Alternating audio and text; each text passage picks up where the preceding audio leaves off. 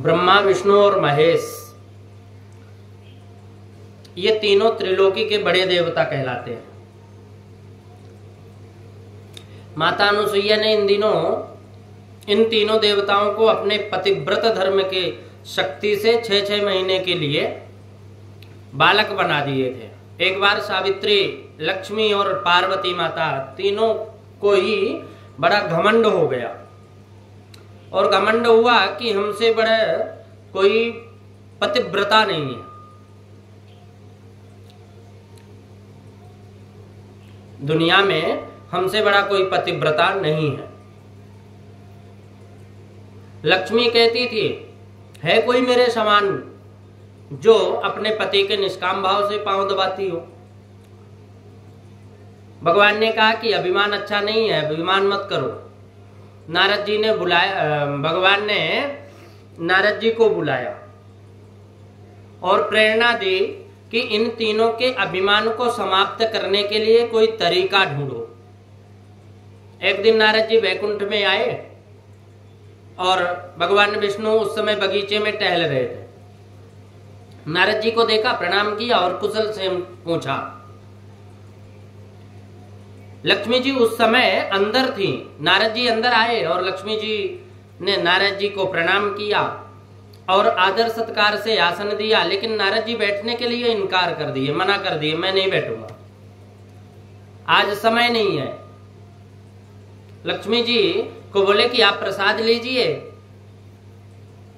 मैं जल्दी में हूं इसलिए बैठूंगा नहीं।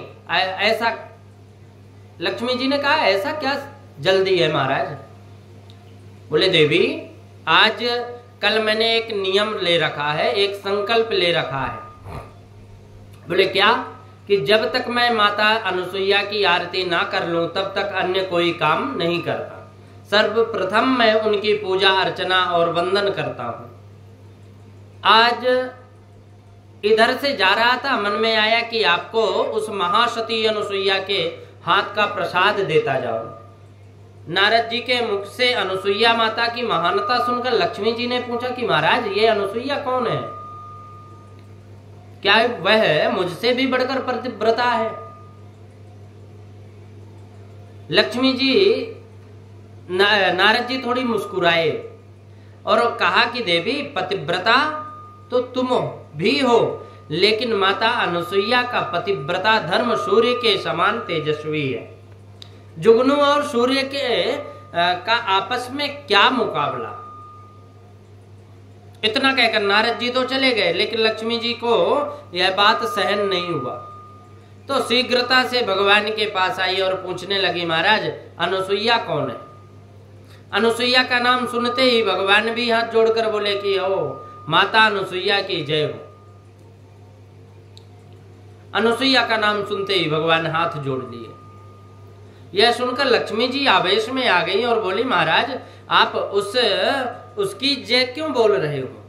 भगवान ने कहा, देवी मैं ही जयकारा नहीं लगा रहा हूं, बल्कि 14 लोक के में उस महान पतिव्रता का जयकारा लगाया जा रहा है।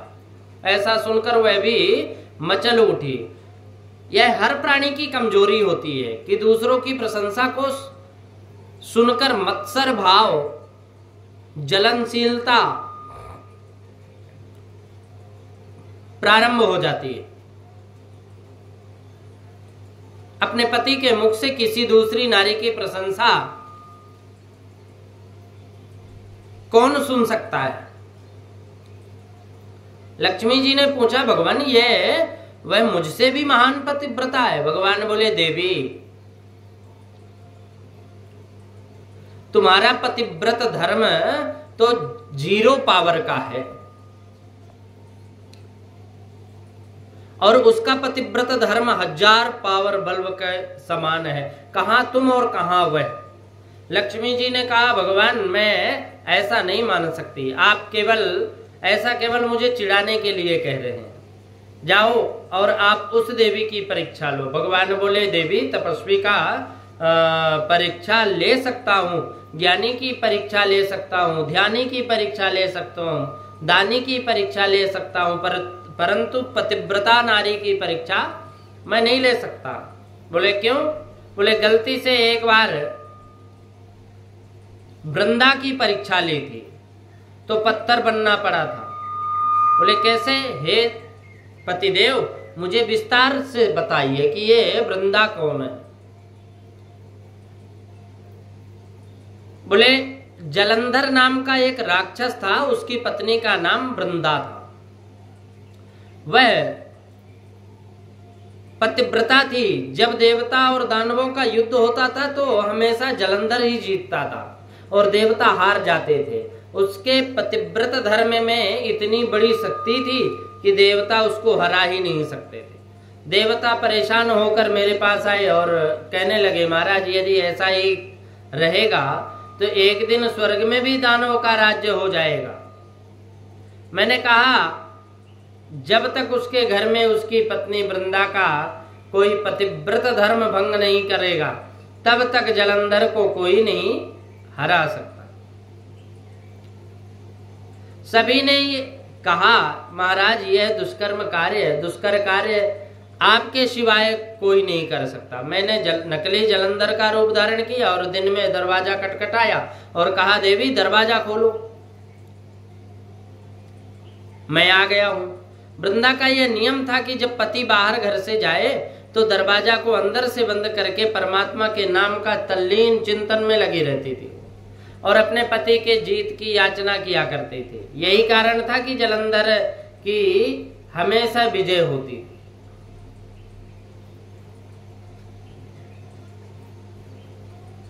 खटखटाने से उसने दरवाजा खोला और मुझे देखकर उसने मुझको जलंधर समझा और मेरे चरण धोए, चंदन लगाए, मेरी आरती उतारी। आरती करते समय उसको पसीना आ गया, शरीर कांपने लगा, हाथ से थाली छूट गई। इन सारे अपशगुन को देखकर उसके मन में जरा संकोच हुआ। मन में विचार आया, आज कुछ गड़बड़ है। और देखा, पूछा, कौन हो तुम? मैंने कहा, अब क्या पूछती हो? तुमने मेरी आरती उतारी, यही तो मुझसे भूल हो गई, जल्दी बताओ कौन हो? बोले नहीं, मैं तुम्हें भस्म कर दूंगी।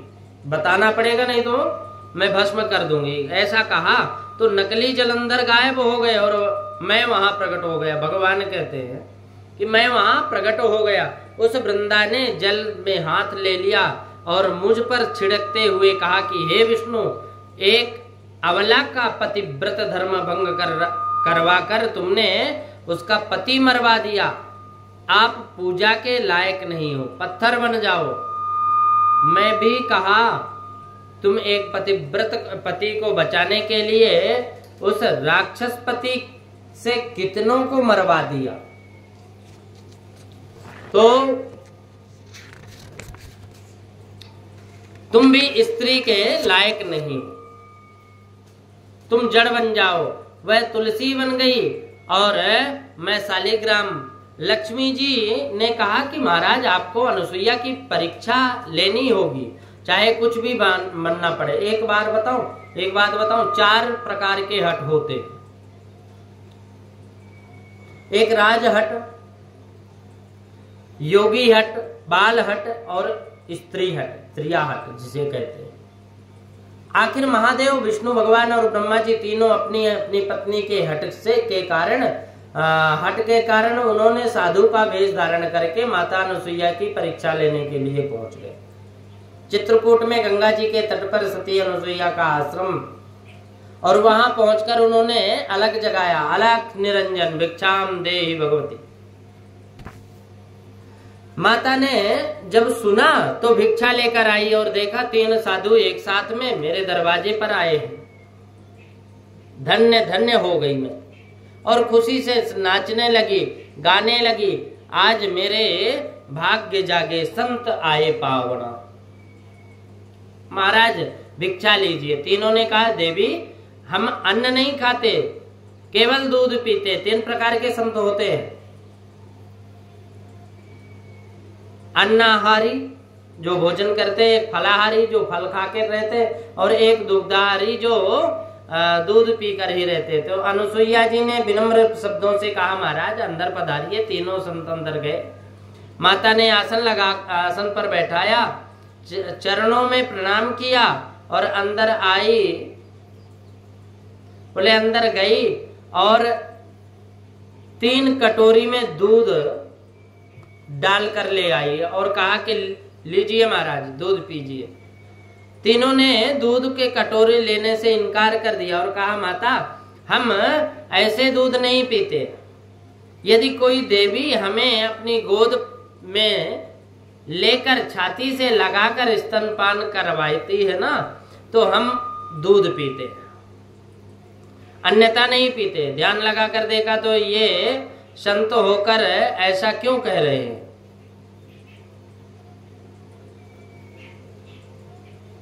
ऐसा क्यों कह रहे हैं? सच्ची पतिव्रता थी, ध्यान में देखा ये साधु नहीं है बल्कि साधु के भेष में ब्रह्मा विष्णु और भगवान हैं। और मेरी परीक्षा हेतु यहाँ पधारे हैं, हाथ में गंगा जल लिया और कहा कि हे परमात्मा यदि पतिव्रत धर्म में शक्ति है और मैं सच्ची पतिव्रता हूं तो ये तीनों लोक में तीनों संकल्प किया कि ये तीनों 6 महीने के बालक बन जाएं। गंगा जल उन पर छिड़का और छिड़कते ही ब्रह्मा विष्णु महेश 6 महीने के बालक बच्चे बन करके रह गए। बच्चों को तो कोई भी गोद में ले सकता है, बड़े प्यार से गोद में लिया और दूध पिलाया, झूले में लिटाया और कहा बेटे अब तुम सो जाओ, अब तुम सो जाओ, तुम्हारे पिताजी आने वाले हैं, मैंने आरती की तैयारी कर देती हूं। लोरिया गाने लग गई।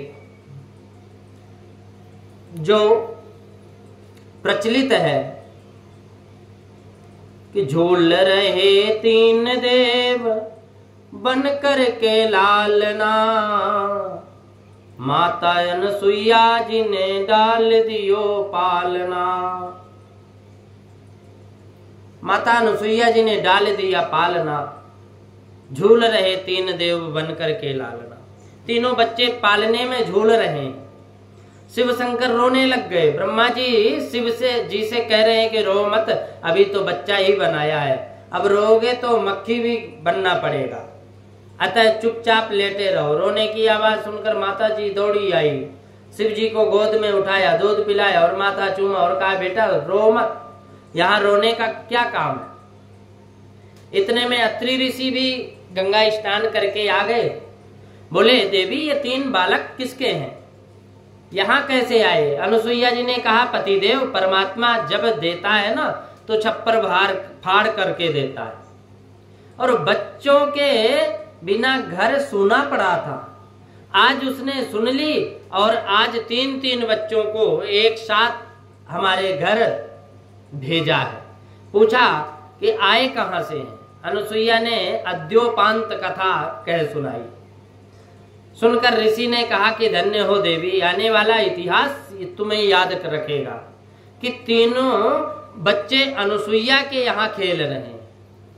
उधर लक्ष्मी, पार्वती और सावित्री तीनों परेशान होकर सोच रही हैं कि इतने दिन हो गए पतिदेव लौट कर क्यों नहीं आए। तीनों चिंता में डूबने लगी। जो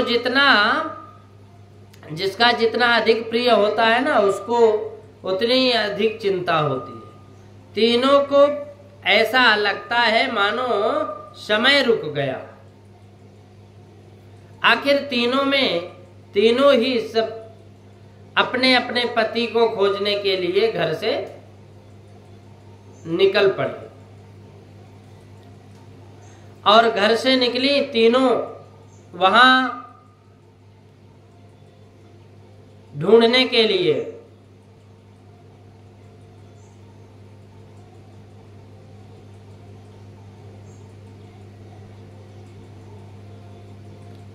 तीनों परेशान हुई, सोच रही इतने दिन हो गए पतिदेव लौट कर क्यों नहीं आए। चिंता हुई, और चिंता हुई जिसका जितना अधिक प्रेम था प्रिय होता है ना, उसको उतना ही चिंता होती है। तो वो तीनों ने घूमने का भ्रमण करते हुए उनको देखने के लिए चल पड़ी, ढूंढने के लिए चल पड़ी।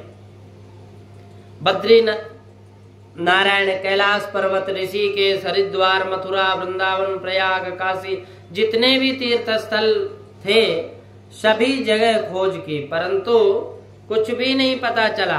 अंत में खोजते खोजते चित्रकूट धाम गंगा तट पर आए।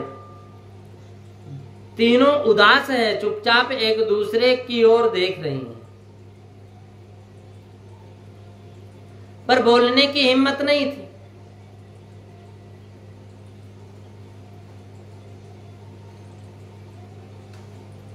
जब ऐसा होता है तो आंखियां बोलती हैं, आंख बोलते हैं, चेहरा बोलता है। पार्वती ने लक्ष्मी जी को देखा और एक क्षण चुप रही, साहस बटोरा और पूछा, बहन आप इतनी उदास क्यों हैं? कोई उत्तर नहीं दिया। लक्ष्मी ने तब सावित्री से पूछा कि बहन आप भी बड़ी हो, आप बड़ी हो।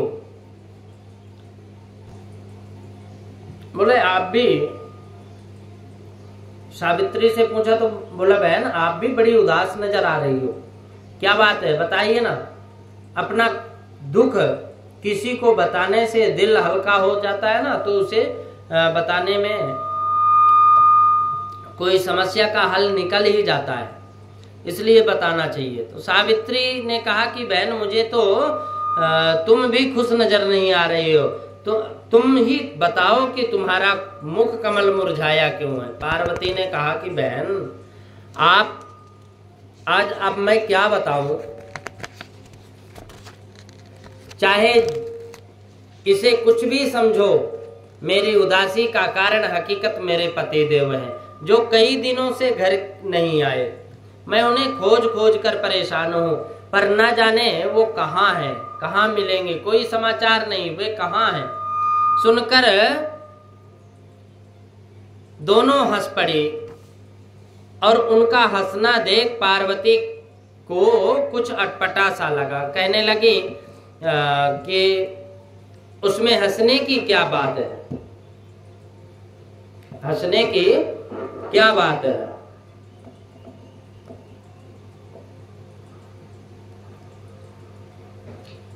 पार्वती जी को कुछ अटपटा सा लगा तो उन्होंने कहा कि हंसने की क्या बात। तो दोनों ने कहा बहन हमारे भी पति गुम हो गए, उन्हीं को खोजने के लिए हम यहाँ आई हैं। हम तीनों ही उदासी का एक ही मात्र कारण है, एक ही मात्र कारण है, हमारे पति गुम गए। सुनकर पार्वती जी भी हंस पड़ी। बोले ऐसा होता है कि जब दुखी को दुखी मिल जाए तो कुछ क्षण के लिए दुख समाप्त हो जाता है, और दुखी को यदि कोई सुखी मिल जाए तो दुख दोगुना हो जाता है। परमात्मा ना करे किसी पर कोई दुख आए, लेकिन कभी दुख आ भी जाए तो सुखी व्यक्ति के पास कभी मत जाना, घायल की गति घायल जाने। इसलिए वहां जाने से तुम्हारा कुछ बढ़ेगा नहीं, वो दुख है कभी बढ़ेगा नहीं, सुख कभी बढ़ेगा नहीं। तो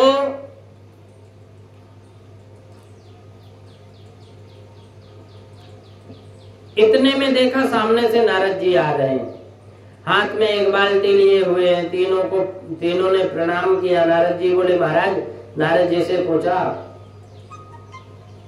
महाराज आपका स्वास्थ्य कैसा है, आप कहां से आ रहे हैं, आपका स्वास्थ्य कैसा, आप कहां से आ रहे हैं। तो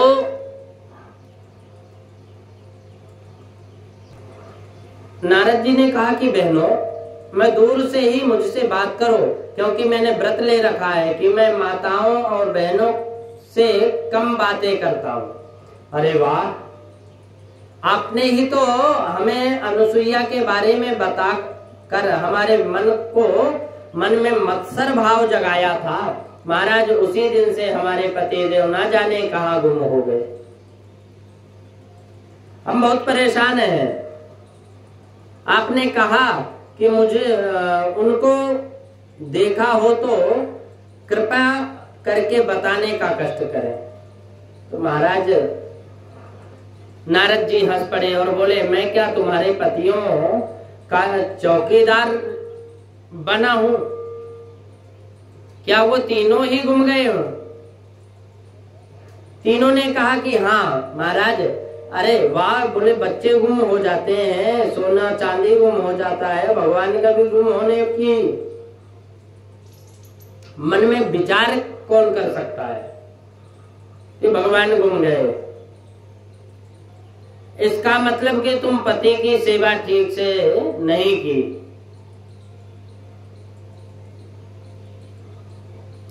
और भाव से अगर सेवा की होती तो कभी वो गुमते ही नहीं।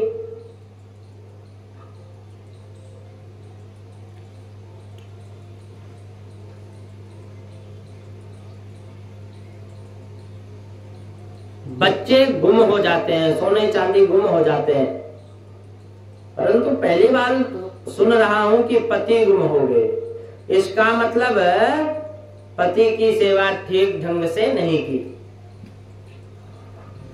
बोले महाराज, इस तरह मजाक करके हमें और दुखी मत बनाइए। कृपया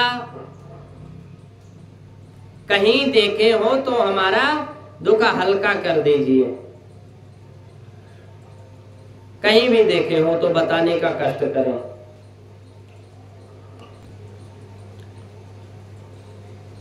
तुम बताओ। नारद जी ने कहा कि तुम बताओ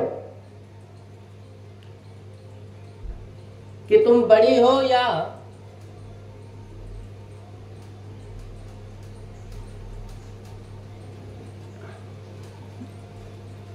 माता अनुसुईया बड़ी है। तीनों ने, नारद जी बोले पहले यह बताओ कि तुम बड़ी हो या माता अनुसुईया बड़ी है। तीनों ने अपनी गलती मानी और क्षमा मांगी। कहने लगी महाराज, हमारी भूल हो गई, अभिमान अंदर था और अभिमान के कारण हमने अपने पति को माता के परीक्षा लेने की मजबूर किया और उसी दिन से वे घर पर नहीं आए। हम बहुत परेशान हैं। सुनकर नारद जी ने कहा, जाओ गंगा पार ऋषि अत्रि ऋषि के आश्रम में है, वहां पर मैं दूध देकर अभी आ रहा हूं। वहां 6-6 महीने के 3 बच्चे बैठे हैं, जाकर पहचान लो। बोले महाराज, हम बच्चों को नहीं, हम अपने पति को पूछ रही हैं। नारद जी ने कहा बहनों, ये तो शुक्र है कि माता ने उन्हें बच्चे ही बना दिए। यदि मक्खी या मच्छर बना देते तो क्या होता?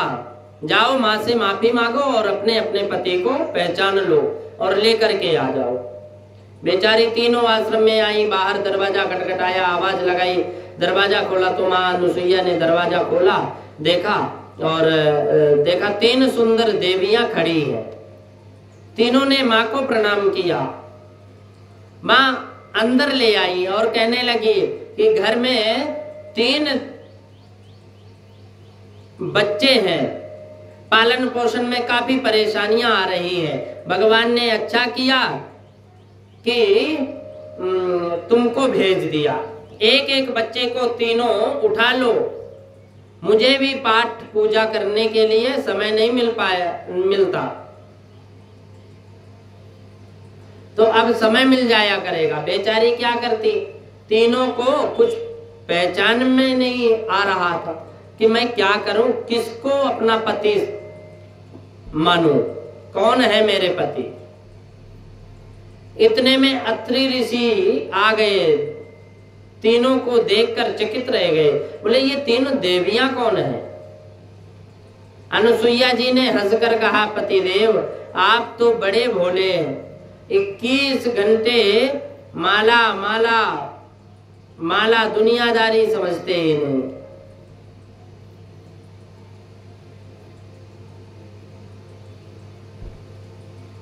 तो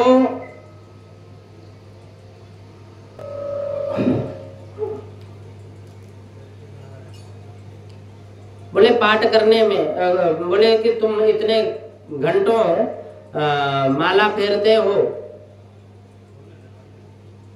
आप बड़े भोले हैं, दुनियादारी समझते हैं। अरे जब भगवान ने 3 बेटे दिए हैं तो क्या 3 बहुओं नहीं आएंगी? मैं कब तक इनको पालूंगी? बूढ़ी हो गई हूँ, इनका कार्य भार अकेले नहीं उठा सकती, इसलिए 3 बहुओं को सहायतार्थ रख लिया है। सुनकर अत्रि ऋषि को हंसी आ गई और बोले, वाह, बेटे 6 महीने के और बहू 18 साल की है। माँ ने कहा, अच्छा ही तो है, अपने अपने पति की स्वयं पालेंगी, पोषेंगी, पढ़ाएंगी, लिखाएंगी, बड़े होने पर अपने अपने पति को ले जाएंगी यहाँ से। ऐसा हंसी मजाक चल रहा है। इतने में नारद जी भी वहां आ गए। बोले, महाराज, घर में 3 बेटे और 3 बहुएं आई हैं, मिठाई खिलाओ। धन्य हो गए महाराज। नारद जी को देखकर तीनों शर्मा गई, क्योंकि हाथ में सबके बच्चे हैं। नारद जी ने कहा कि देवियां, बच्चों को तो पालने में सुला दो और ससुर जी के पांव पकड़ लो, आशीर्वाद मिलेगा। तीनों ने चरण में प्रणाम किया, आशीर्वाद लिया और सौभाग्यवती भव। नारद जी हंसने लगे, हंसते हुए कहे कि महाराज, बेचारियों का सुहाग तो पालने में झूल रहा है, इनको इनके पति वापस करो महाराज। अब अत्रि ऋषि ने अनुसुईया से कहा कि हे देवी, इन तीनों को माफ कर दो और इन बच्चों को ब्रह्मा विष्णु महेश को का अपना अपना स्वरूप लौटा दो। तीनों ने माता अनुसुईया के चरण पकड़ लिए और विनती करने लगी कि 3 देवी दुखी होकर कुटिया में पधारी, माता हमें पति देव यही विनती हमारे। अनुसुईया ने कहा कि अपने अपने पति को उठा लो। तीनों बच्चे एक समान है, एक ही स्वरूप, पहचान नहीं पा रही हैं कि मैं किसको उठाऊं, किसको लूं। नारद जी ने कहा कि बाईं ओर वाला बच्चा ब्रह्मा जी है, सावित्री उठा लो, बीच में विष्णु भगवान है, लक्ष्मी जी उठाओ और दाईं ओर शिव जी हैं, पार्वती जी उठा लो। तीनों चुपचाप खड़ी कुछ सोच रही थी। नारद जी ने फिर पूछा कि अब देर किस बात की? तीनों ने कहा, रास्ते में कोई पूछेगा तो कौन है तो हम क्या कहेंगे, कह देना हमारे पति हैं। बोले, नहीं महाराज, दुनिया मजाक उड़ाएगी, हंसेगी। तीनों माता अनुसुईया के चरणों में चरण को पकड़कर अपनी भूल की क्षमा मांग रही हैं और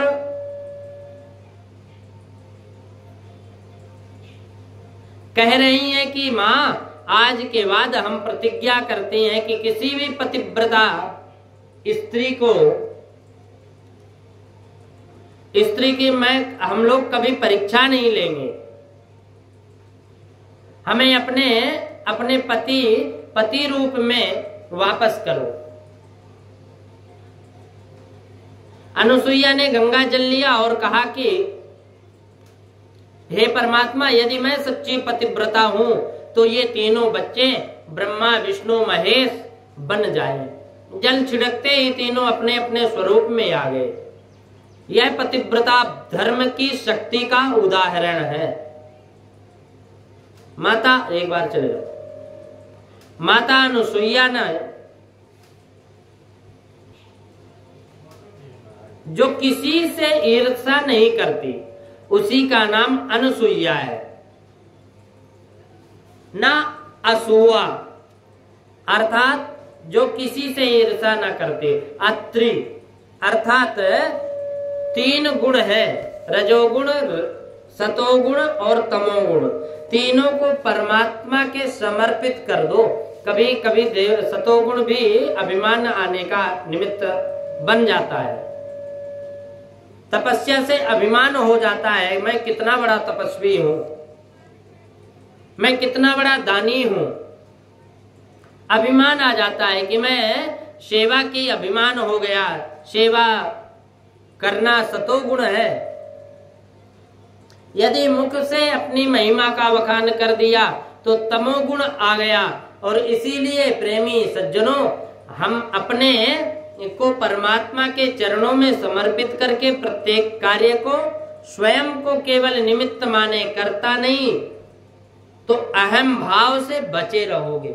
अगर हम मानेंगे कि हम करते हैं तो अहंकार होगा। इसलिए हमेशा नित्य निरंतर यही मानना चाहिए कि जो भी करने वाले हैं, जो कराने वाले, वो सब परमात्मा हैं।